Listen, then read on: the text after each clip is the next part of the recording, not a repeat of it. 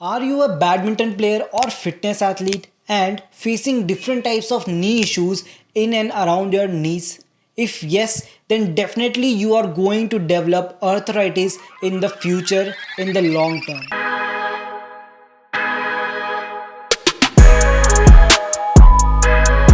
अगर आप भी किसी टाइप का नी पेन से सफ़र कर रहे हो या आपने पास में कभी भी नी पेन से सफ़र किया है तो इस वीडियो को ज़रूर एंड तक देखना, तभी आप समझ पाओगे कि आखिर आर्थराइटिस क्या होता है और कैसे आप इसे प्रिवेंट कर सकते हो। Arthritis is the inflammation of one और more joint leading to pain and stiffness.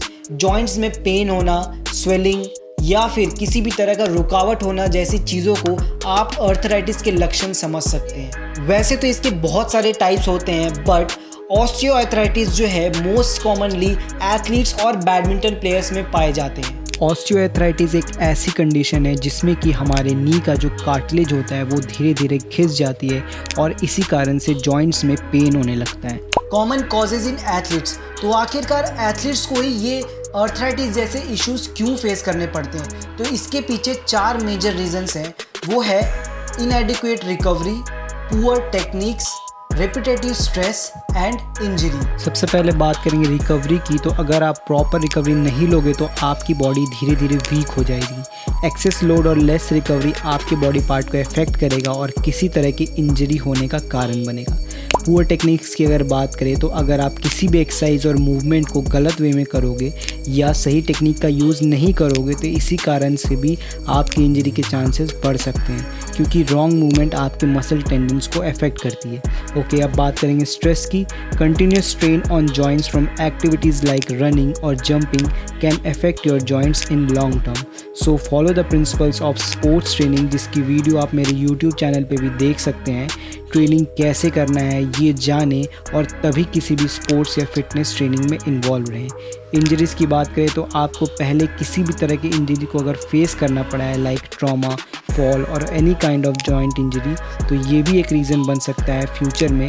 तो इस बात का खास करके ध्यान रखें, अपने मसल स्ट्रेंथ को बनाए रखें और कोई इंजर्ड पार्ट को स्ट्रेंथन करना ना भूलें। तो अब बात करते हैं हम इस इशू को कैसे प्रिवेंट कर सकते हैं। तो बेसिकली 5 मेजर पॉइंट्स है, आप अगर इसे फॉलो करेंगे तो आप आर्थराइटिस अगर आप अभी फेस कर रहे हैं या आपने प्रीवियसली फेस किया है तो भी आप इसे प्रिवेंट कर सकते हैं। फर्स्ट पॉइंट की बात करें तो वो है warm up and cool down. Warm up and cool down prior to any kind of sports और fitness training is very important. ये आपके मसल्स को एक्टिवेट एंड रिलैक्स करता है। ये आपके बॉडी के लिए सबसे बेस्ट ऑप्शन है किसी भी तरह की इंजरी को प्रिवेंट करने के लिए। Next is strength training. Strength training आपके मसल को स्ट्रेंथन रखता है, जिससे कि आपके टेंडन्स, लिगामेंट्स एंड जॉइंट्स अच्छे से वर्क करते हैं और इंजरी से बचाते हैं। लर्निंग द करेक्ट टेक्निक, आप किसी भी स्पोर्ट्स में हो, फिटनेस ट्रेनिंग में हो या फिर जिम में हो, वर्क कर रहे हो, तो करेक्ट टेक्निक आपको प्रोग्रेस की ओर लेके जाता है और रॉन्ग टेक्निक आपको लेस प्रोग्रेस या फिर इंजरी की ओर लेके जाता है।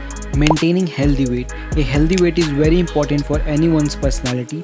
मोर वेट आपके जॉइंट्स पे इफेक्ट करेगा, तो एक हेल्दी वेट ज़रूर से मेंटेन करें। क्रॉस ट्रेनिंग, रेगुलर ट्रेनिंग से हट के भी किसी अदर ट्रेनिंग में इन्वॉल्व हों, जैसे कि स्विमिंग, साइकिलिंग और any kind of recovery methods, जिससे कि आपके बॉडी को रिलैक्सेशन मिलेगा और आप एक हेल्दी बॉडी मेंटेन कर पाओगे। जैसे जैसे हमारी एज बढ़ती जाती है वैसे ही आपको अपने बॉडी का ध्यान रखना ज़्यादा पड़ता है, क्योंकि वो धीरे धीरे वीक होने लगती है। आपको अपने बॉडी के मसल्स एंड जॉइंट्स को वीक होने से बचाना है। तो आई होप आपको समझ में आया होगा कि आर्थराइटिस जैसे इशू को आप कैसे फेस करना है, कैसे आप इसे प्रिवेंट कर सकते हैं। तो शेयर करें मेरे इस वीडियो को अपने एथलीट्स फ्रेंड्स के साथ। फिर मिलेंगे एक नई वीडियो के साथ, तब तक के लिए थैंक यू।